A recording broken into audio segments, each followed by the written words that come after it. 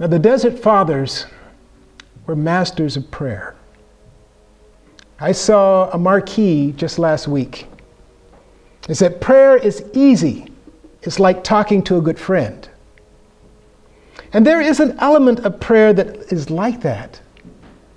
But the fathers say that prayer is the hardest thing for men to really do.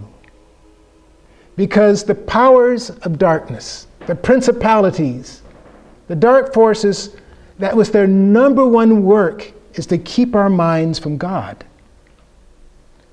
And so you try to sit in church, and I guarantee you your mind's going to wander, unless you've already become a saint. You're going to be thinking about what's for dinner, and with the pretty dress that this person has on, and the ugly hat that that person's wearing.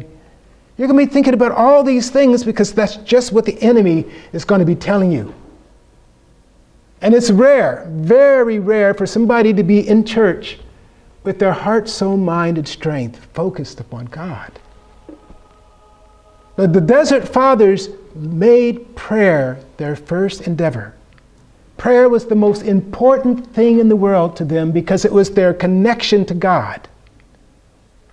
And they developed levels of prayer that we can't imagine. They have what you call pure prayer. Pure prayer was when a person was praying and he was not aware of his body or the world or anything, but only immersed in God and nothing else. And coming down from pure prayer was almost like being put in a cage. The states that they experience are amazing because they gave all of their heart, soul, mind, and strength to it.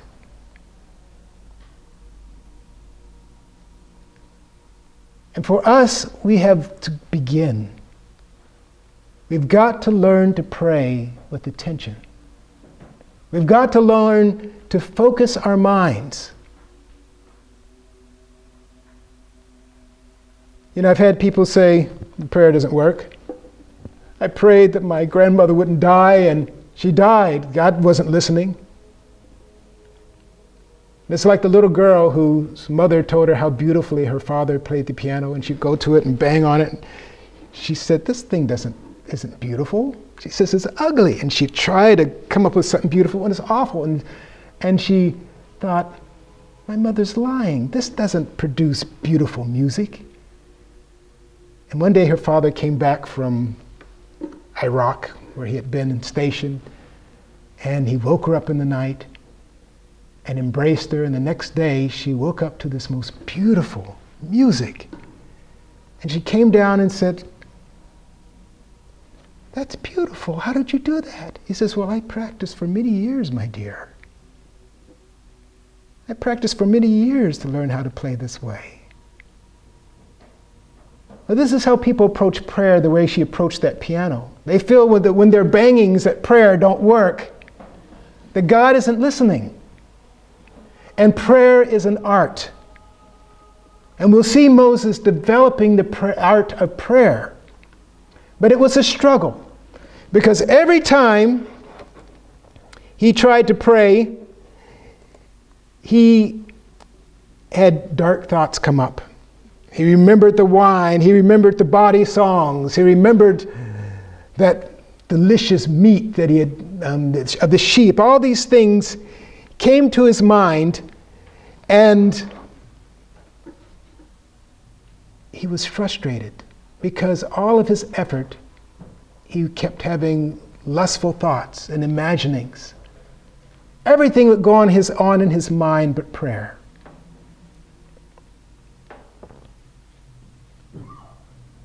Well, he went to his elder and he says, I'm failing. I just can't think of anything but the world. I can't think of anything but all the things that I lust after. And the elder says, you just have to persevere. And so Moses strengthened his prayer. He stayed up all night long. He wouldn't let his knees bend. He prayed for hours. He ate, he fasted. He ate only 10 ounces of bread a day. And bit by bit, he began to find his prayer deepening. Even though the battle wasn't won, even though the demons still tormenting, he found a deepening. And so he'd go into his cell, his chapel, and every day he'd go armed for warfare. Now, speaking of the cell, at one point years later, somebody asked Moses for direction. And he said, "Get you into your cell, and it will teach you all." Now, the cell has many meanings. It's, of course, his home. It's his battleground. It's his chapel. But this is also the cell. This body of ours is our cell. And our cell is where we commune with God in our heart. In the depths of our heart, this is our cell.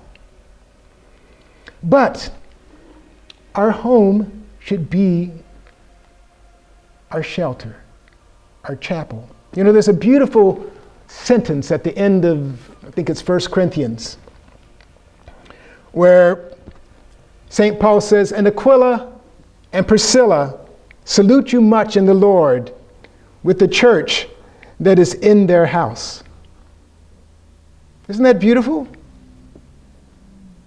But if you're a Christian and you want to follow the first commandment, which is to love God with all your heart, soul, mind, and strength, and obey the commandment to strive for ceaseless prayer, then your home must become a chapel.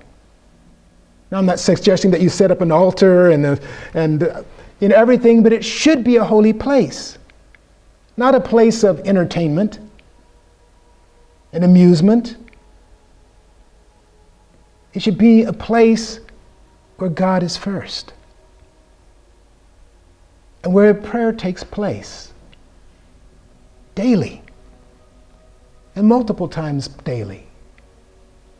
Your house should be holy, sanctified by the blessing of God upon it and your prayerful activity in it.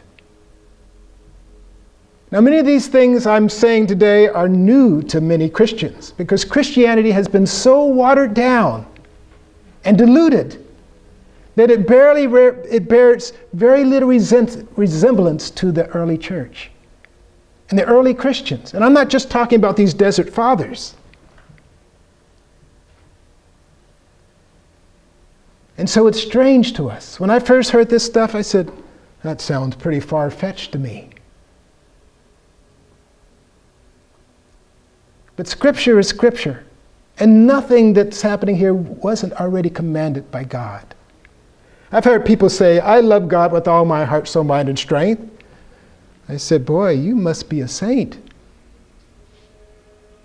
That's the first commandment, but I have never met anyone that fulfilled it. Certainly not me. We can try. But we're lucky if we give God a half an hour a day of our thought. We're thinking about work, and at work, of course, we're consumed with that. When we get home, we want food, we want to eat, and then we want to watch TV or do some more. And so maybe before we go to bed, we say, "Now I lay me down to sleep," and we give him 10 minutes maybe.